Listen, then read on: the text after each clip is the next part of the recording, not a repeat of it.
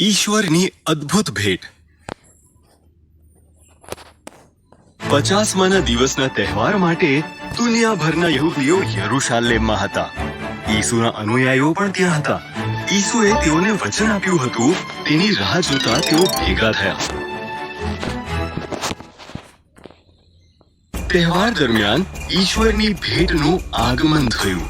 ભારે આંધીના ઘૂઘવાટ જેવો અવાજ આવ્યો અને જે ઘરમાં તેઓ રાહ જોઈ રહ્યા હતા એ આખું ઘર તેના અવાજથી ગાંજી ગયું.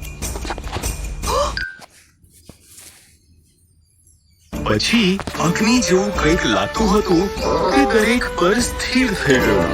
પછી ઈશ્વરના પવિત્ર આત્માએ ઓરડામાં બધાને ભરપૂર કર્યા અને તેમણે તેમને જુદી જુદી ભાષાઓ બોલવાની શક્તિ આપી.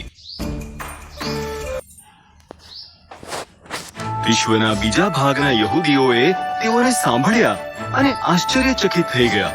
તેઓએ કહ્યું, આ લોકો આપણી ભાષાઓ બોલી રહ્યા છે અને ઈશ્વરે કરેલા અદ્ભુત કાર્યોની ઘોષણા કરી રહ્યા છે.